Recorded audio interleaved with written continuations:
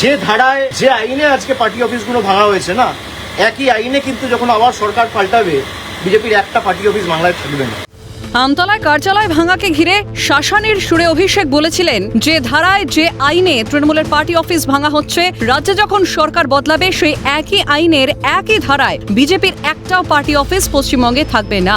এই ধরনের উস্কানিমূলক মন্তব্যের জেরে দুর্গাপুরের গভর্নমেন্ট কলেজের সামনে অভিষেক বন্দ্যোপাধ্যায়ের ছবিতে জুতোর মালা পরিয়ে ডিম থেরাপি উত্তেজিত জনতার। সাধারণ মানুষের আন্দোলনকে সমর্থন স্থানীয় বিজেপি নেতৃত্বে।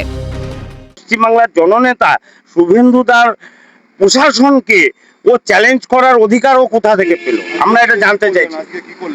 আজকে এই তারই প্রতিবাদে আমরা বিজেপির কর্মীরা আজকে উনার ডিম থেরাপি চললো অভিষেক ব্যানার্জির ওপরে।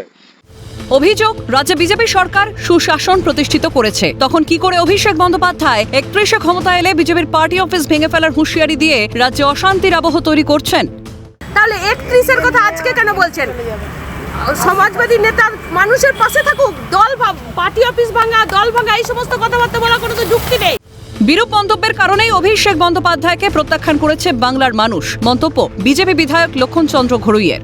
কিন্তু এই যে উগ্রপন্থী কার্যকলাপ, এই যে বিরূপ মন্তব্য তিনি করছেন, তার জন্যই তিনি বাংলার মানুষ প্রত্যাখ্যান করেছে। আগামী দিনে এই দলটা উঠে যাবে, বাংলার মানচিত্রে দল আর থাকবে না। অভিষেককে চাঁদে গিয়ে বসবাস করার পরামর্শ বিজেপি বিধায়ক জিতেন্দ্র তিওয়ারির। দেখুন, যদি অভিষেক ব্যানার্জি এই ইচ্ছে থাকে যে বিজেপির কোনো পার্টি অফিস থাকবে না, তাহলে তার চাঁদে গিয়ে ওইখানে বসবাস করে। চাঁদে আমাদের পার্টি অফিস নেই আর আগামী দিনে করার কোনো পরিকল্পনা নেই, কিন্তু পৃথিবীতে তো আমাদের পার্টি অফিস থাকবে। অভিষেকের ঘাড়ে ঝুলছে একের পর এক মামলা, সঙ্গে তার দলবল। তাহলে কিসের ভিত্তিতে এই হুঙ্কার ছাড়ছেন তিনি? প্রশ্ন আমজনতার। দুর্গাপুর থেকে রাজেশ সেনগুপ্তের রিপোর্ট, ক্যালকাটা নিউজ।